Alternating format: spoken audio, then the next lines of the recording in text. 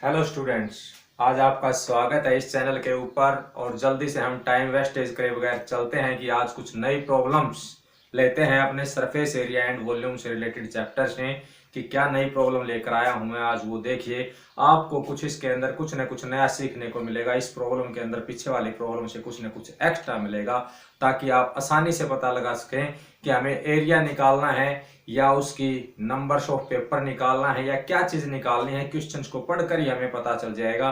तो चलिए देखते हैं आज हमारी प्रॉब्लम क्या है। तो सबसे पहले हमारा क्वेश्चन नंबर है 1। आपकी एक्सरसाइज 13.1 का जो फर्स्ट क्वेश्चन है वो देखिए क्या है। कहता है the four walls of a room are to be covered with the wall papers each measuring 1.25 metre by 2 metre. कहता है the four walls of a room, एक कमरे की चार दीवार, एक कमरे की चार दीवार to be covered with wallpaper, एक वॉलपेपर से कवर की जाती हैं। कहता है एक कमरे की चारों दीवारें जो हैं एक वॉलपेपर से कवर की जाती है, मतलब उन चारों दीवारों के ऊपर पूरा एक वॉलपेपर लगाया जाता है। कहता है उस वॉलपेपर की जो लंबाई चौड़ाई है वो क्या है, लंबाई चौड़ाई बता दी है हमें। कहता है जो पेपर हम लगाने जा रहे हैं उसके ऊपर उस पेपर की जो लंबाई है वो 1.25 मीटर है और जो चौड़ाई है वो 2 मीटर है।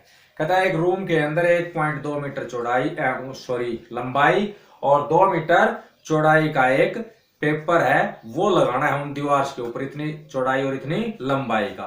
फिर आगे क्या कहता है if dimensions of the room are 8 metre by 7 metre by 4.5 metre. कहता है यदि रूम की डायमेंशंस जो हैं वो क्या है 8 metre by 7 metre by 4.5 metre. कहता है रूम यदि 8 मीटर लंबा, 7 मीटर चौड़ा और 4.5 मीटर ऊंचा है, यानी कि उसकी ऊंचाई है, then find the number of papers required to cover its four walls. तो कहता है फिर बताइए इस कमरे की चारों दीवारों को कवर करने के लिए हमें कितने पेपर्स की जरूरत पड़ेगी। कितने पेपर्स की, मतलब इस साइज के पेपर 1.25 बाय 2 मीटर जो कि 1.25 मीटर लंबा और 2 मीटर चौड़ा है, उसको हम लगाएंगे। तो ऐसे कितने पेपरों की हमें आवश्यकता पड़ेगी उन चारों दीवारों के ऊपर वॉलपेपर लगाने की। तो सबसे पहले हमें इसके अंदर क्या पता होना चाहिए, हमारे दिमाग में जाना चाहिए कि हमें क्या चीज निकालनी पड़ेगी ताकि हम नंबर ऑफ पेपर्स बता सकें कितने पेपर लगेंगे। तो सबसे पहले हमें पता है कि दीवार के ऊपर जब हम वॉलपेपर लगाएंगे तो जो वॉलपेपर है वो उस एक दीवार का क्या करेगा, एरिया कवर करेगा, यानी कि उस दीवार के पूरे एरिया के ऊपर लगाना पड़ेगा। तो जितने पेपर्स का एरिया उस दीवार के इक्वल होगा उतने पेपर उस एक दीवार के ऊपर लगेंगे। तो इसी प्रकार रेस्पेक्टिवली चारों दीवारों के ऊपर लगाना है। तो हमें चारों दीवारों का क्या पता होना चाहिए, उनका चारों दीवारों का हमें क्षेत्रफल, एरिया, सरफेस एरिया पता होना चाहिए, जहां जहां उसके ऊपर पेपर लगना है। और पेपर कहां लगना है, हमारा सरफेस एरिया के ऊपर। जिस प्रकार हम पेंट या रोगन करते हैं तो अपनी दीवार के ऊपर करते हैं पूरे एरिया पे, उसी प्रकार हमें क्या करना पड़ेगा, उस पे पेंट की बजाय हमें वॉलपेपर चिपकाना है वो। तो कहता है बताओ कितने पेपर्स की आवश्यकता पड़ेगी। यदि पेपर की लंबाई 1.25 मीटर और चौड़ाई 2 मीटर है तो इट्स मीन हम उस एक पेपर का क्या निकाल लें, एरिया। उस पेपर का हम एरिया निकाल लें कि उस एक पेपर का एरिया कितना है और टोटल उस एक दीवार का एरिया कितना है। तो एक दीवार पर कितने पेपर लगेंगे, तो उसके लिए हमें क्या पता होना चाहिए, दीवार का एरिया और क्या चाहिए, और हमें पता होना चाहिए उस एक वॉलपेपर का एरिया। तो इट्स मीन हमारे पास चार दीवारें हैं, तो इट्स मीन हमें चारों दीवारों का टोटल एरिया पता होना चाहिए और एक पेपर का एरिया पता होना चाहिए कि एक पेपर कितना एरिया कवर करेगा। यदि हम मान लेते हैं उन चारों दीवारों का क्षेत्रफल 8 स्क्वायर मीटर है और एक पेपर का 2 स्क्वायर मीटर है, तो आप अंदाजा लगा सकते हो कितने वॉलपेपर चाहिए, यानी कि टोटल 8 स्क्वायर मीटर एरिया है। एक पेपर जो है वो 2 मीटर को कवर करेगा, 2 स्क्वायर मीटर को कवर करेगा। तो इट्स मीन हम 8 स्क्वायर मीटर को पेपर के एरिया से डिवाइड कर दें तो कितने पेपर आए, 4, 2 चौके 8, कितने पेपर आएंगे, 4 पेपर आएंगे। तो वही चीज हमें यहां पर करनी है जो यहाँ पे लेंथ ब्रेड्थ जो दे रखे हैं। इट्स मीन हमारा फॉर्मूला क्या बना है इसके अंदर हमारा फॉर्मूला बना area of walls. Area of 4 walls divided by area of 1 paper. यदि हम कर देंगे तो हमारे पास टोटल नंबर ऑफ पेपर्स आ जाएंगे कि इतने पेपर लगेंगे। तो चलिए सॉल्यूशन करते हैं। सबसे पहले हम दोनों का एरिया अलग अलग निकालते हैं और अलग अलग ना निकाल के हम इसको शॉर्टकट में इकट्ठा भी कर सकते हैं, क्योंकि हमें फॉर्मूला तो पता चल ही चुका है कि फॉर्मूला क्या लगेगा, 4 वॉल्स का एरिया डिवाइडेड बाय 1 पेपर का एरिया। तो यदि हम 4 वॉल्स के एरिया को हम पेपर के एरिया से डिवाइड कर देते हैं तो वो हमारे पास बन जाता है क्या, वो हमारे पास आ जाता है नंबर ऑफ पेपर। यानी कि मैंने आपको फॉर्मूला बताया कि नंबर ऑफ पेपर्स निकालना है हमें, तो हमारे पास फॉर्मूला बनेगा 4 वॉल्स एरिया, क्योंकि इन चारों के ऊपर ही लगाना है, और डिवाइडेड बाय 1 पेपर एरिया। ये हो जाएगा शॉर्टकट में। और शॉर्टकट में हम करें तो देखिए हमारे पास क्या दी है, वॉल की जो लेंथ दी है, वॉल की लेंथ जो दी है हमें क्या दी है, वॉल की लेंथ दी है 8 मीटर। इसी प्रकार ब्रेड्थ क्या दी है 7 मीटर। और इसी प्रकार हमें हाइट क्या दी है, उसकी हाइट दी है हमें 4.5 मीटर, 4.5 मीटर। तो हमें पता है वॉल का जो एरिया होगा 4 वॉल्स का एरिया मतलब क्या हो गया, रूम की दीवारों का lateral surface area, curved surface area. तो इट्स मीन जो कर्व्ड सरफेस एरिया होता है, जो लेटरल सरफेस एरिया होता है, उसका फॉर्मूला क्या होता है, वो हम सीधा फॉर्मूला लगा दें अलग अलग निकालने की बजाय, क्योंकि अलग अलग निकालेंगे तो हमारे पास बहुत बड़ा क्वेश्चन हो जाएगा। तो इसको छोटा करने के लिए आपको, इसीलिए मैंने पहले फॉर्मूले बताए थे और किस प्रकार वो फॉर्मूले बने हैं वो मैंने आपको समझाए थे। तो सीधी सी बात हो गई कि 4 वॉल्स का जो एरिया होगा वो क्या होगा, हमारे पास चारों दीवारों का एरिया। क्या बताया था मैंने, क्या बताया था बताइए, मैंने बताया था 2h into L plus B, 2h into L plus B, 4 दीवारों का एरिया। यानी कि क्या हुआ हमारे पास कर्व्ड सरफेस एरिया या लेटरल सरफेस एरिया, और डिवाइडेड बाय 1 पेपर एरिया। और 1 पेपर कैसा है, रेक्टेंगल टाइप, 1.25 मीटर लंबाई उसकी और 2 मीटर चौड़ाई। तो वो आ जाएगा हमारे पास पेपर का एरिया क्या बन जाएगा, लेंथ मल्टीप्लाई में ब्रेड्थ, हम इसको अलग अलग शो कर देते हैं L1 और B1। क्यों, क्योंकि यहाँ पे L यहाँ पर भी है और B यहाँ पर भी है, तो दोनों क्या सेम है, दोनों अलग अलग हैं, अलग अलग चीज की हैं। तो हमने इसको, आप अलग अलग लिखना चाहो तो इसको भाई L से डिनोट कर दिया, इसको B से डिनोट कर दिया, इसको H से। और पेपर की लेंथ को हम कहें तो पेपर की लेंथ को हम लिख सकते हैं क्या, पेपर लेंथ को आप L1 से शो कर दीजिए और उसकी वैल्यू है 1.25 मीटर। और इसी प्रकार ब्रेड्थ को हम क्या कर देते हैं, B1 से शो, और वो है उसकी 2 मीटर। ये आ गई हमारे पास। तो फॉर्मूले में फिट कर देते हैं हम वैल्यू, फॉर्मूले में फिट करते हैं तो क्या आता है, 2h into L plus B upon में L1 मल्टीप्लाई में B1। तो हम कहते हैं नंबर ऑफ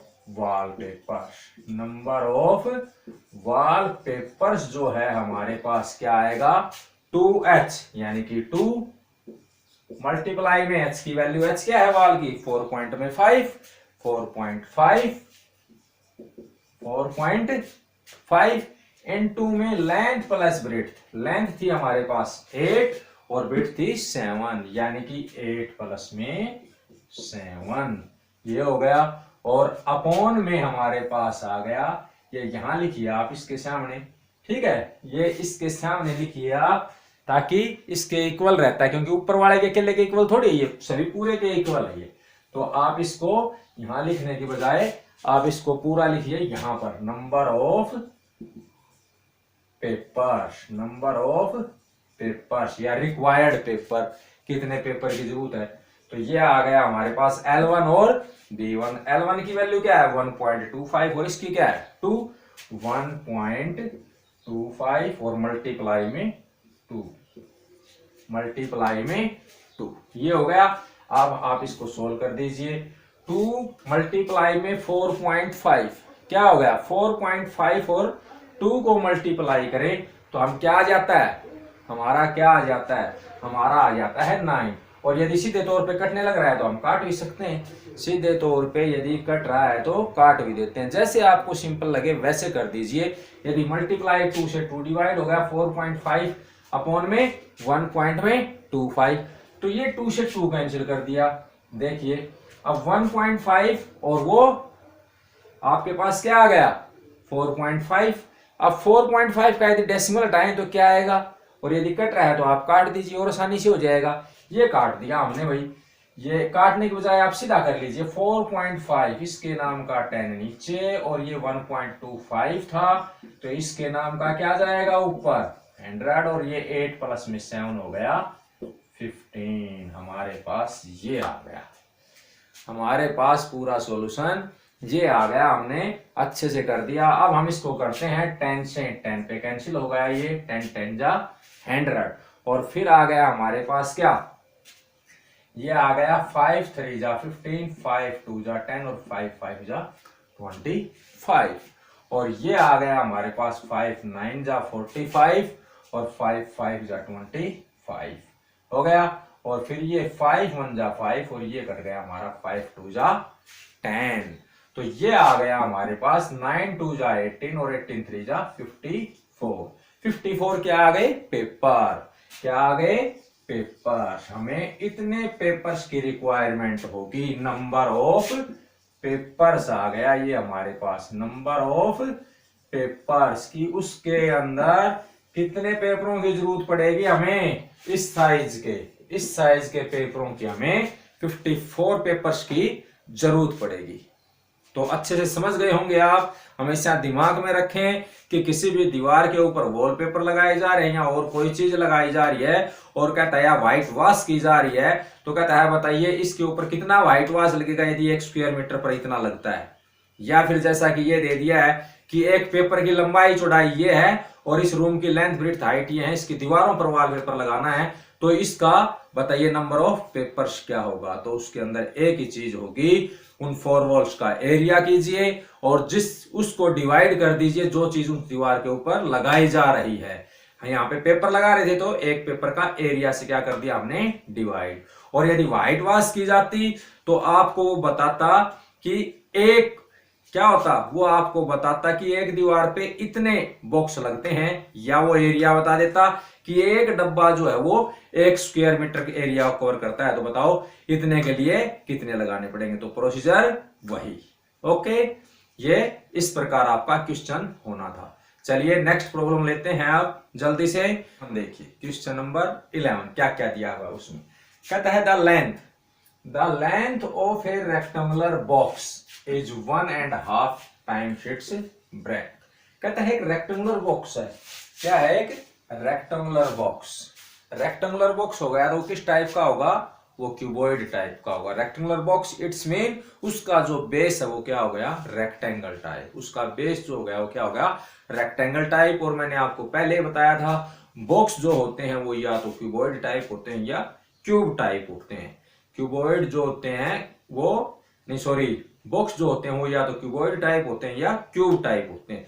तो ये जो बॉक्स है ये किस टाइप का है क्यूबॉइड टाइप का। क्यूबॉइड टाइप क्यों है, क्योंकि इसके अंदर उसने बता दिया हमें, क्या बता दिया कि उसकी जो लेंथ है, length of A rectangular box is 1.5 times it's breath.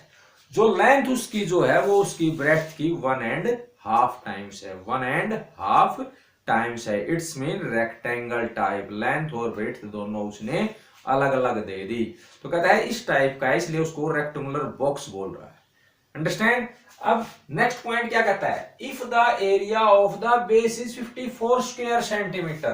कहता है यदि उसके बेस का एरिया 54 स्क्वायर सेंटीमीटर है, बेस क्या है उसका रेक्टेंगल टाइप, यानी कि रेक्टेंगल टाइप है तो उसका एरिया कितना दे रखा है 54 स्क्वायर सेंटीमीटर। और हमें रेक्टेंगल का एरिया पता होना चाहिए, क्या होता है लेंथ मल्टीप्लाई में ब्रेड्थ, यानी कि लेंथ मल्टीप्लाई ब्रेड्थ की वैल्यू दे दी उसने हमें कितनी 54 स्क्वायर सेंटीमीटर। ओके।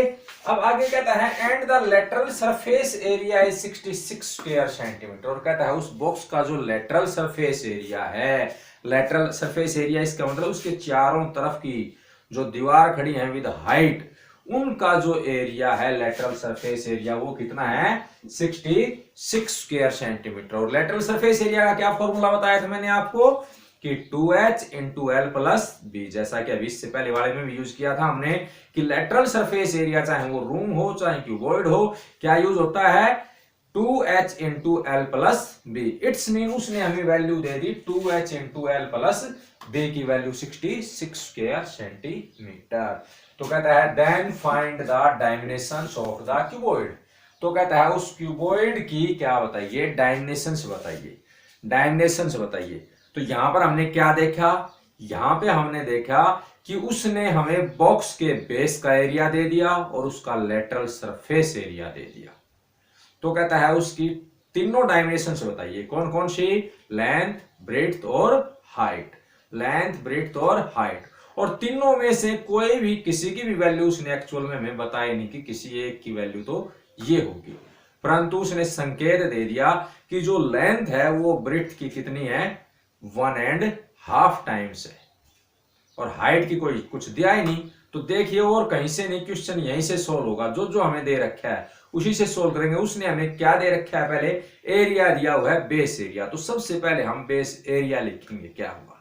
फिर उसने लेंथ और ब्रेड्थ बताई है तो हम लेंथ ब्रेड्थ मानेंगे। उसने बता दिया हमें, एक संकेत दे दिया, एक इंडिकेट दे दिया, एक शर्त दे दी उसने कि जो लेंथ होगी वो ब्रेड्थ की 1.5 टाइम्स होगी। तो हम मान लेते हैं, चूज कर लेते हैं अपने दिमाग से कि मान लिया उसकी जो ब्रेड्थ है वो x मीटर है, तो लेंथ कितनी होगी उसकी 1.5 टाइम्स। आप कुछ भी मान सकते हो, x 2x 3x जैसा आपको अच्छा लगे। आप x मान रहे हैं तो 1.5 टाइम्स कितनी हो जाएगी लेंथ, यानी कि 3/2x हो जाएगी। इस फ्रैक्शन को खत्म करना चाह रहे हो तो आप इसको 2x मान सकते हो, एज यू विश। ओके, परंतु लेटरल शब्द जरूर होना चाहिए। तो हमने मान लिया, इसका सॉल्यूशन करते हैं। सबसे पहले कि हमने मान लिया बॉक्स की जो लेंथ है वो बेस लेंथ जो है, या बॉक्स की जो लेंथ है, box length, let box length हमने मान ली, लेंथ मान लिया हमने कितनी x मीटर, परंतु x ये मानेंगे तो वो कितनी हो जाएगी, लेंथ कह रहा है 1.5 टाइम्स होगी किसकी, ब्रेड्थ की। तो हमें पहले ब्रेड्थ का पता चल जाए तो हम लेंथ बता सकते हैं, नहीं तो 1.5 पार्ट होगी उसकी ब्रेड्थ, उसकी उतनी ही उल्टी। तो परंतु हम सीधा सिंपल जो हमें आसान लगे उस चीज को मान के चलना है। तो सबसे पहले हम मान लेते हैं लेंथ की बजाय आप ब्रेड्थ मान लीजिए, लेंथ की बजाय आप ब्रेड्थ मान लीजिए। उसके अंदर थोड़ी आपकी आसानी रहेगी, यदि हम ये भी लेकर चलेंगे तो भी कोई दिक्कत नहीं है, परंतु सिंपली तौर पे चलिए जल्दी से जिसका आपका सॉल्यूशन हो जाए। तो हमने मान लिया let the breadth, let the breadth हमने मान ली x मीटर, ब्रेथ मान ली उसकी x मीटर नहीं x सेंटीमीटर, x सेंटीमीटर। क्यों, इस चीज का मुझे कहां से पता चला कि मीटर की बजाय सेंटीमीटर। यहां देखिए हमें क्या यूनिट दे रखी है, दोनों के अंदर सेंटीमीटर दे रखी है, तो हम यूनिट जो मानेंगे वो सेंटीमीटर में।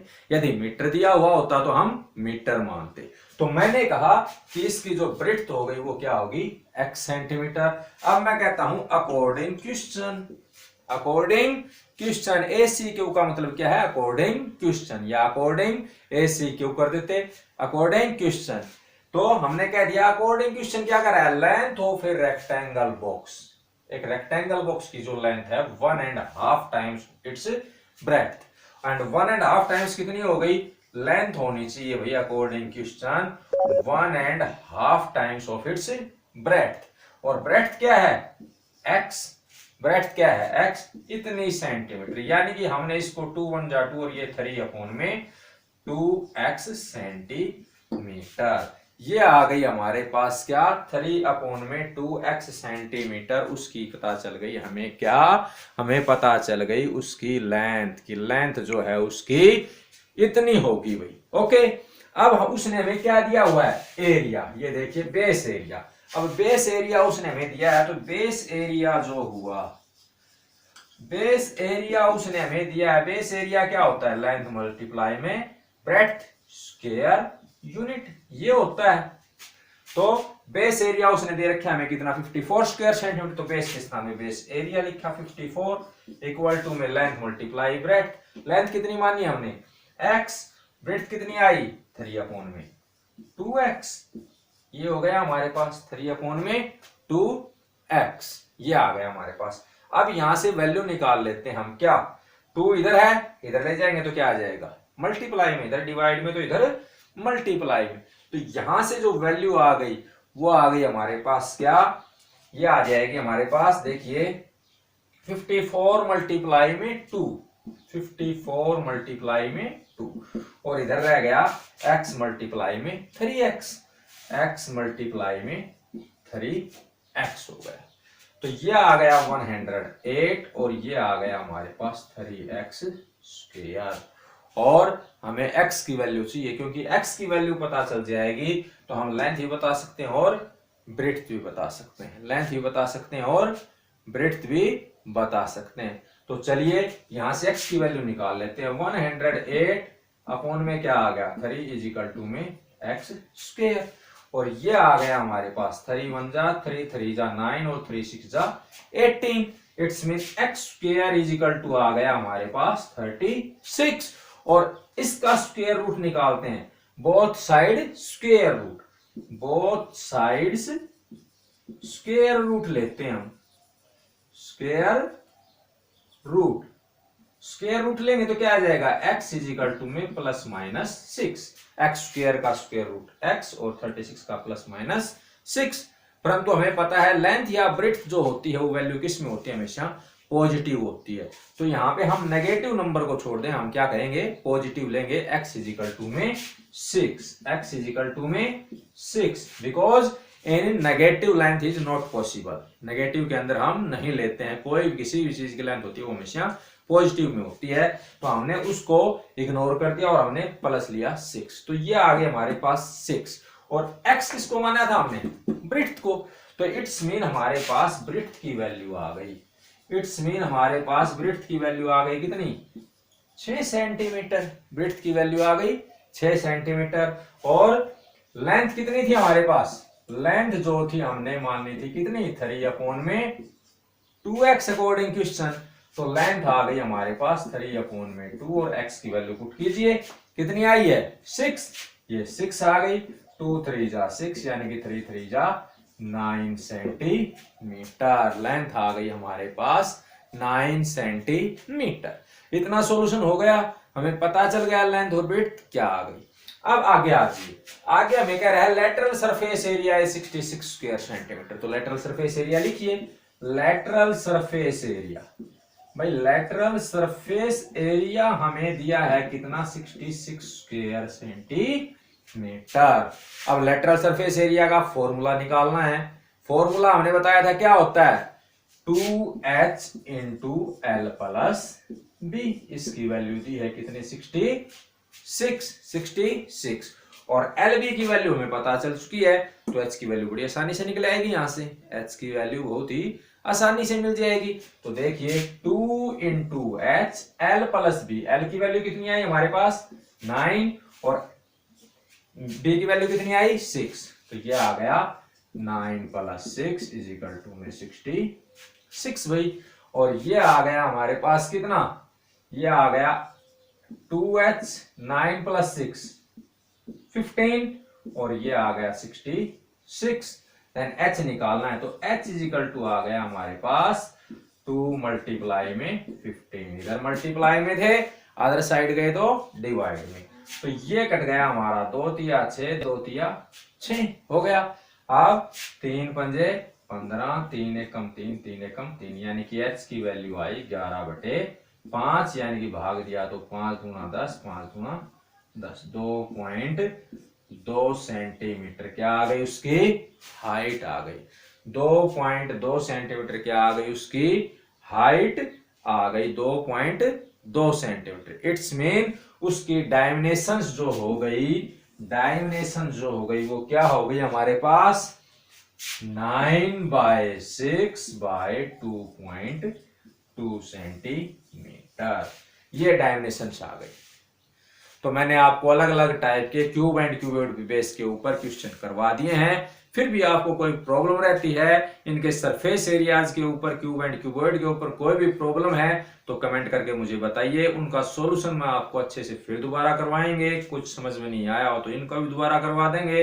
अच्छे से इनको आप रिवाइज कीजिए सबसे पहले। परंतु मेरी एक बात ध्यान रखिए, क्वेश्चन को करने से पहले क्वेश्चन को पढ़िए और पढ़ने के बाद समझिए उसने क्या दिया है हमें और क्या निकलवाना चाह रहा है। उस रास्ते पर हम किस प्रकार पहुंच सकते हैं। यदि हमें रास्ते का नहीं पता होगा कि हमें कहां कहां से जाकर दिल्ली पहुंचना है तो हम कैसे पहुंच पाएंगे।